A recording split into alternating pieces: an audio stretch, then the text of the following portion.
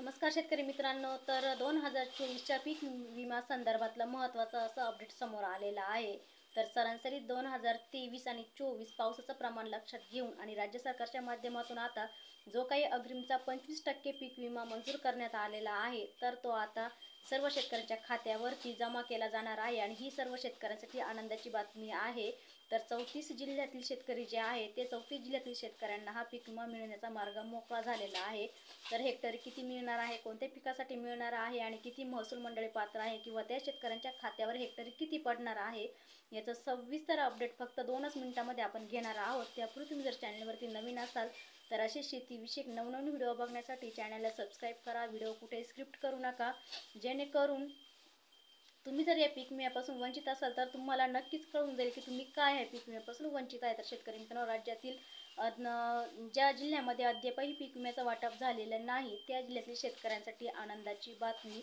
त्यांना आजपासून पीक विमा वाटपाची सुरुवात देखील झालेली आहे आणि राज्यातील 34 जिल्ह्यातील शेतकऱ्यांना पीक विमा वाटपासंदर्भात ही माहिती आपण बघणार आहोत। तर शेतकरी मित्रांनो, राज्यातील जवळपास सोयाबीन, कापूस, तूर, मूग व उडीद या सर्व पिकांसाठी जवळपास राज्यातील 34 जिल्ह्यांमध्ये जे काही 25% अग्रिमचं पीक विमा वाटप आहे, म्हणजेच क्लेमचं सुद्धा जे काही पीक विमा वाटप आहे 25%, तर ते या जिल्ह्यांमध्ये 25% अग्रिमची अधिसूचना या जिल्ह्यांमध्ये काढलेली आहे अधिकाऱ्यांच्या माध्यमातून।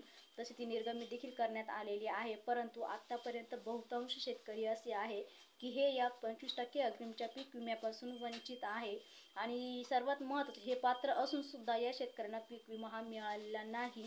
तर त्यांना अग्रिमची जी काही रक्कम आहे ती आता या शेतकऱ्यांच्या खात्यावरती वितरित केली जाणार आहे। त्यामुळे राज्यातील ज्या शेतकऱ्यांना पीक विमा मिळालेला नाही त्या शेतकऱ्यांना आजपासून त्यांच्या खात्यावरती जो काही रखडलेला पीक विमा आहे तो मिळण्यास सुरुवात झालेली आहे आणि आजही मोठ्या प्रमाणावरती या पीक विम्याचं वाटप केलं जात आहे, अशी माहिती पीक विमा कंपनीच्या माध्यमातून मिळत आहे। तर शेतकरी मित्रांनो, सगळ्यात महत्त्वाचं म्हणजे ज्या जिल्ह्यांमध्ये 25% अग्रिमची अधिसूचना काढण्यात आलेली नाही त्या जिल्ह्यांना सुद्धा आता 25% जे काही अग्रिमचा पीक विमा आहे तो आणि जो काही वैयक्तिक क्लेमचा देखील पीक विमा आहे तो असा सरसकट 100% जो काही पीक विमा आहे तो मिळणार आहे। आणि आतापर्यंत जवळपास 47 ते 48 लाख शेतकऱ्यांचे दावेच पीक विमा कंपनीने मान्य केलेले नव्हते, तर ते देखील आता मान्य केलेले असून त्या शेतकरी बांधवांच्या खात्यावरती सुद्धा ही पीक विमा वाटपाची प्रक्रिया जोरदार चालू आहे। तर जवळपास 965 कोटी पीक विमा वाटप जे आहे ते आतापर्यंत झालेलं आहे। तर 2000 कोटीपेक्षा जास्तीचा निधी आहे खरीप हंगामातला, तर तो खरीप हंगामातला 2023चा सुद्धा जो काही पीक विमा आहे तो सुद्धा त्या कंपनीच्या माध्यमातून वाटप केला जाणार आहे। तर सर्व शेतकऱ्यांचे जे प्रश्न होते की 2023 पण संपला आणि 2024 पण संपला, पण अद्यापही जे काही शेतकरी असे आहे की ते या पीक विम्यापासून वंचित आहे, तर त्या शेतकऱ्यांचा जो काही खरीपचा पीक विमा आहे तो 25% क्लेमच्या माध्यमातला आणि वैयक्तिक क्लेमचा जो काही पीक विमा आहे तो सुद्धा या शेतकऱ्यांच्या खात्यावरती उद्यापासून जमा करण्यास सुरुवात झालेली आहे। तर त्यामध्ये सुद्धा राज्यात आणि आपण जर बघितलं तर राज्यातील एकंदरीत राज्य सरकारच्या माध्यमातून जो काही पहिल्या टप्प्यातलं अनुदान होतं ते 3050 कोटी रुपयांचं पीक विमा कंपन्यांना राज्य हिस्सा म्हणून हे अनुदान वितरित करण्यात आलेलं होतं। एकंदरीतपणे खरीप हंगाम 2023च्या आणि 24च्या पीक विम्याकरिता राज्य सरकारच्या माध्यमातून हे अनुदान 8000 कोटीपेक्षा जास्तचं आहे। तर शेतकरी मित्रांनो, एकंदरीतपणे 25% अग्रिमचा पीक विम्याचं जे काही वितरण आहे तो त्याचा मार्ग हा मोकळा झालेला आहे। तर राज्य सरकारच्या माध्यमातून 3050 कोटी रुपयाचा जो काही पीक विमा आहे तो कंपन्यांना वितरित करण्यात आलेला आहे आणि त्यामुळेच पीक विम्याचं जे काही वाटप आहे ते आता जलद गतीने सुरुवात करण्यात आलेली आहे। परंतु मुख्यमंत्री आणि उपमुख्यमंत्री यांच्या माध्यमातून सुद्धा असे निर्देश देखील देण्यात आलेले आहे, परंतु मुख्यमंत्र्यांच्या माध्यमातून देखील हा खात्यावरती लवकरच पीक विमा जमा करावा असे देखील सांगण्यात आलेले आहे किंवा निर्देश देखील देण्यात आलेले आहेत। तर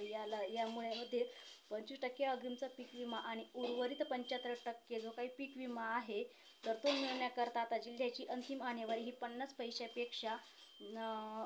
पैशापेक्षा आत असणं महत्त्वाचं आहे। तर ही आत येण्याकरिता जवळपास 30 डिसेंबरपर्यंत वाट बघावी लागलेली होती, परंतु ज्या शेतकऱ्यांना जिल्ह्यांमध्ये दुष्काळ जाहीर करण्यात आलेला आहे त्या महसूल मंडळांमध्ये किंवा जिल्ह्यात अंतिम आणेवारीची काहीच आवश्यकता नाही, कारण राज्य सरकारच्या माध्यमातून दुष्काळ घोषित करण्यात आलेला आहे. तर त्या शेतकऱ्यांसाठी 100% पीक विम्याचा मार्ग हा मोकळा करण्यात आलेला आहे. 21 दिवसात पडलेला पावसाचा खंड किंवा त्यापेक्षा झालेली अतिवृष्टी, तर यामध्ये सुद्धा दुष्काळ हा जाहीर केला जातो. तर त्यामध्ये ओला दुष्काळ किंवा कोरडा दुष्काळ. तर 21 दिवसाचा जर पडलेला पावसाचा खंड हा कोरडा दुष्काळ धरला जातो किंवा अतिवृष्टी जर झाली असेल तर ओला दुष्काळ धरला जातो. तर सरासरी दोनही दुष्काळ या जिल्ह्यांमध्ये पडल्यामुळे, या 34 जिल्ह्यांमध्ये, तर इथं हा जो काही पीक विम्याचा मार्ग आहे तो पूर्णपणे मोकळा झालेला आहे. तर शेतकरी मित्रांनो, आणि त्यासाठी शेतकऱ्यांना 100% जो काही पीक विमा आहे तो आता मिळण्याचा मार्ग मोकळा झालेला आहे. तर पीक विमा जमा करता पीक विमा जमा होण्याचं जर हे महत्त्वाचं असं अपडेट आपण बघितलेलं आहे. आणि या जिल्ह्यामध्ये दुष्काळसुद्धा जाहीर करण्यात आलेला आहे.